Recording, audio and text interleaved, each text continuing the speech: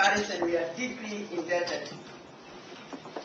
The representation in this conference is a reflection of the hope that many find in the REDD+. It represents an important opportunity to address climate change, but also protect forests for all the environmental services they provide. That has been the motivation for many organizations and communities, such as the Prince of Wales Rainforest Project, the international NGOs, our own Green Belt movement, and countless other civil society organizations and advocates for forest protection. It has also been the motivation for many governments that have been committed to protecting forests. The challenge facing us, Your Excellencies, on forest and climate is well known, and with the world reached a consensus in Bali and Copenhagen. The Paris-Oslo process is endeavoring to put these commitments, especially in Copenhagen, into action.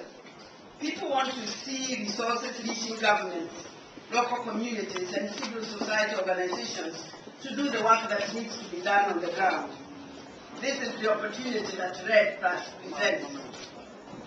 As we know, even before we left Denmark, the consensus in Copenhagen and the support by the public on climate was already being undermined.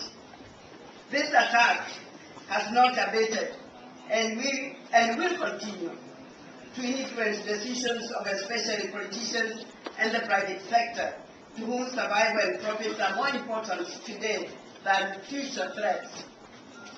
So many scientists have studied and clearly demonstrated that the world climate is changing and that humans need to reduce greenhouse gases. Even then, most people prefer the status quo, and especially do not want to change their lifestyles that they are used to.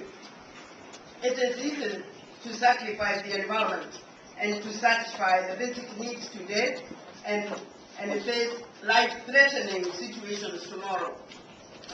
Therefore, skeptics of climate change can quickly portray climate change advocates as alarmists and dissuade governments and the public from taking the right decisions and actions. We should therefore not leave Oslo without firm decisions that will facilitate actions. Continue to support the great work of UNFCCC and prepare us for Cancun, Mexico. In the meantime, people need firm decisions and actions, especially with respect to capacity building. They want to see financial mechanisms that are acceptable, effective, and transparent. In creating financial mechanisms for REDD+ and in the interest of time and efficiency, it is necessary to avoid delays, mistrust, and bureaucracy that will kill the enthusiasm and interest. It is necessary to build confidence and the trust, not only among governments, but also among the civil society. The United Nations, UNFCCC, and the partnership have many institutions to work with, including global ones like the World Bank and the regional ones like the Congo Forestry Fund. What is important is that facilitation is quick and effective to government, civil society, and communities. In Kenya, for example, under the leadership of our Prime Minister, Raila Odinga, and direct coordination by UNEP, different stakeholders, including civil society organizations, the Spanish government, local communities, and local authorities, the threat of the Mao that the Prime Minister has talked about is being addressed. This is the water tower that feeds 12 rivers, including the Nile, Lake Victoria, and the great Serengeti Masai Mara ecosystem that many of you may be familiar with. Ladies and gentlemen, the work on this and other forested mountains cannot wait for long-term agreements. It needs support now. That is the state of the many initiatives throughout the world. The partnership allows the Mau Forest to demonstrate that it is possible to create a transparent and participatory process at any level. The initial degradation of the natural forest was partly due to commercial plantations of exotic species that also destroy the local biological diversity.